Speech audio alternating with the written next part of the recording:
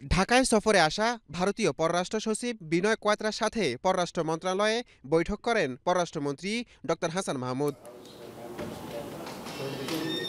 বৈঠক শেষে সাংবাদিকদের সাথে আলোচনার বিষয়বস্তু তুলে ধরেন পররাষ্ট্রমন্ত্রী। আমরা নেপাল থেকে 40 মেগাওয়াট বিদ্যুৎ আমদানি করতে পারবো ভারতের উপর দিয়ে, তো অনেক অগ্রগতি আছে।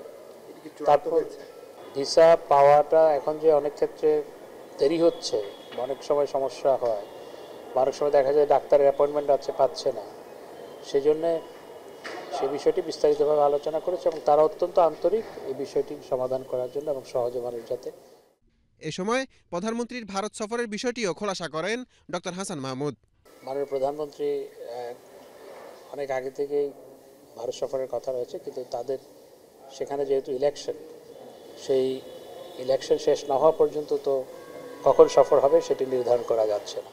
এদিকে আরেক অনুষ্ঠানে জাতীয় প্রেস ক্লাবে পরমাণু বিজ্ঞানী ড. এম এ ওয়াজিদ মিয়ার ১৫তম মৃত্যুবার্ষিকী উপলক্ষে আলোচনা সভায় হাসান মাহমুদ বলেন, ব্যক্তিত্বের কারণেই ড. ওয়াজিদ মিয়াকে চিরজীবন মনে রাখবে বাঙালি জাতি। নূর মোহাম্মদ ভূঁইয়া, এশিয়ান টেলিভিশন, ঢাকা।